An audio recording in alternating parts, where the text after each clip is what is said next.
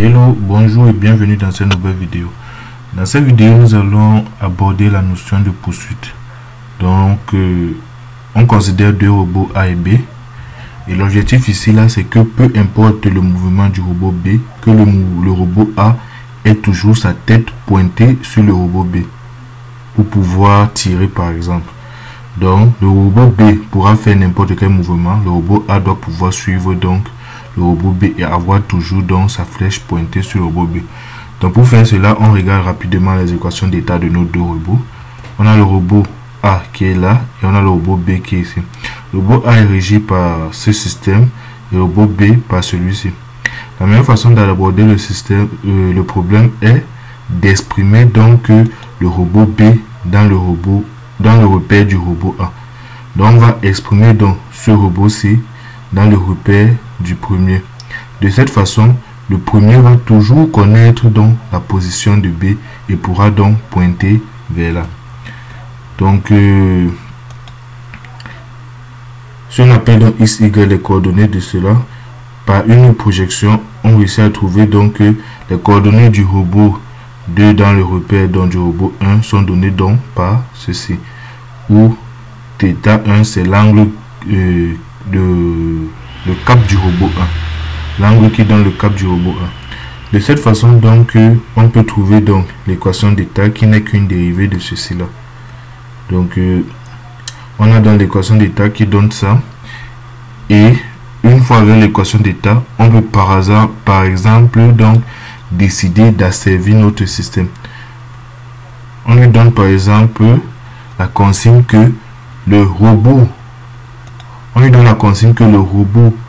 B doit être à 10 cm de lui et lui doit pouvoir pointer sur lui. Donc pour cela, donc, on passe donc à proportionnel intégral dérivé. Donc on a cette expression-ci. En fait là, ça découle de l'équation d'état de l'erreur E dans des coordonnées X, Y du robot B dans le repère E. À partir des coordonnées ci, nous déduisons donc ceci là, et on voit que donc U1 U2 qui est en fait la loi de commande du robot 1 est visible dans notre expression. Et là c'est une expression linéaire, une chose de plus encore, et on voit que le degré donc de dérivation c'était de 1, on a dérivé qu'une seule fois. Et là, on exprime donc x point et y point en fonction de oméga, qui est ici là la consigne que le robot A doit suivre, c'est-à-dire ce qu'on veut, donc c'est-à-dire rester à 10 mètres et pointer vers le robot B. Et si on fait une méthode par placement de pôle, en plaçant dans notre pôle en -1. Donc pour résumer, on a notre consigne U du robot 1 qui va être construite de cette façon. Et c'est ce que nous avons donc fait là. On a X qui est en fait les coordonnées du robot 2 dans le robot 1, dans le repère du robot 1. Et on a W ici qui est notre consigne. Comme on l'a dit, 10 et 0. Donc on veut que le robot A pointe vers le robot B. Et ici on a notre matrice A ci, qui va nous permettre de calculer tout après U qui est obtenu par ceci. Et là, on vient de simuler avec une méthode de l'heure. On a V. Donc, on donne une consigne V au robot B. Donc, le robot B suit sa consigne V, c'est-à-dire une consigne aléatoire.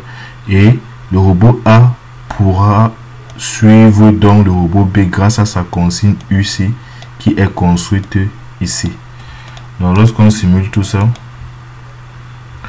donc on a le robot B en rouge qui lui essaye de s'échapper, mais le robot bleu pointe, mais le robot bleu lui va toujours pointer vers lui. Donc le robot rouge essaye de s'échapper, de quitter dans le champ de tir du robot bleu, mais c'est impossible parce que on a donc régulé le robot bleu pour qu'il puisse toujours pointer vers le robot rouge. Donc merci pour votre attention et à bientôt pour une nouvelle vidéo.